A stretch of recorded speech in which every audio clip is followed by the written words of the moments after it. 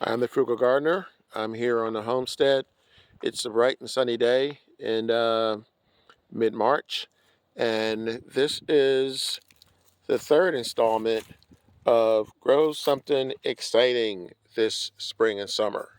So this is, I'm going to jump right into it. Um, Basically, what I'm trying to get everyone to do is instead of just growing the same old, the squash and cucumbers, carrots, tomatoes, that kind of thing. Try something different. Try something new. Try something exciting. And this is something that I am excited about. I saw a program with Stanley Tucci, and he was in Italy. Basically, what they did was, well, him and his crew, they went to the shores in this particular area called Tropea, and they were growing these onions. And I thought it was fascinating because these onions are supposed to be so sweet that you can eat them like you do an apple. In fact, they did on the episode that I watched. They just bit right into it and chewed it up and ate it. So I'm curious to see how these are going to turn out. This is clearly different from the other two types of onions that I have growing. Well, I will have growing in my garden. I already have uh, yellow onions coming up, and I'm going to do.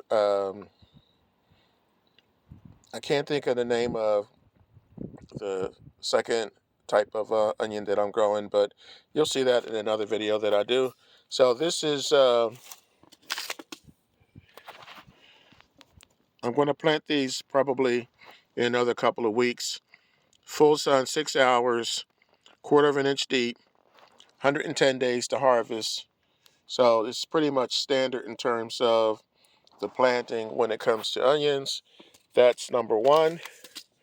Number two, it's a little hard to see. Here it is.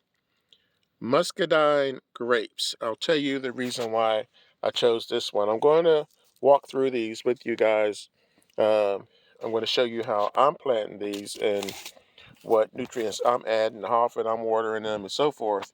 These are unique in the sense that here's a look at the seeds. Now, I'm going to soak these overnight. Some people stratify them, they put them in the refrigerator or freezer for a couple of weeks, but I'm going to soak them, I'm going to put them into the soil, and I am going to basically have to wait. That's the thing. That's the reason why people are hesitant sometimes about growing different things, because this is not instant. This is, I mean, as I said, it's a grapevine, so this is going to take 2 or 3 years before I actually get grapes from out of here. But what attracted me to this is the reward. The fact is, this vine, on average, will last 20 years, 20 years or more. I researched this and found out that there were, in some cases, these vines last up to 100 years. So, I'm not holding my breath for that. But, I mean, 20 years, it's a pretty fair exchange. And you wait 2 or 3 years to get the grapes, but you get grapes for 20 years. It's not a bad deal, especially when the fact that you're only paying a couple dollars for the seeds. So that's number two. I'll save my favorite for last, for the favorite out of this bunch, and get these out of the way. This is, as you can see, eucalyptus. This is a tree. It's not a very tall tree, and this is not considered a fruit or a vegetable, but this is good for um, medicinal purposes. So Again, it just says basically it should be around 70 degrees Fahrenheit. It's going to take about 3 or 4 weeks for the seeds to germinate. But again, I chose this because of its longevity. I chose this because it's different and because it's something new and different in your garden that will last you a long time. How long? Well, again, I researched this, and yes, this is my first time growing it, but based on what I have been reading, this will last well over 100 years. There are reports of some of these trees being around for hundreds, plural, hundreds of years. I guess it depends on the climate, it depends on the care, it depends on how much sun you get and so forth, but that's a pretty good exchange. I mean, it's a pretty rapid grower, and as I said, this is something different. This particular one is lemon scented, and I am excited to plant all three of these. But this is the third one.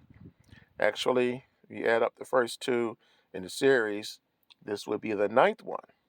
So that's where we are. And like I said, I am going to not going to just throw this in the ground. I'm going to walk you through what I'm doing to plant these and the nutrients I'm going to be adding to the soil and what I'm going to be doing in terms of where I'm planting these. Some of these I might even put into containers. I have more room now, so that's the good news. So basically, that's it. And like I say to you guys all the time, if you haven't subscribed, please subscribe because there's a lot going on in my garden this spring and summer. So I hope you guys will not just watch and subscribe, but I hope that you will pick up some of these seeds and get at least one. Try it out. Give yourself something new and exciting to do in the garden. I'm the Frugal Gardener. Remember what I always tell you. When you grow your own food, you'll always know where it comes from. I'll catch you guys in a few days with a new video. Have a good one.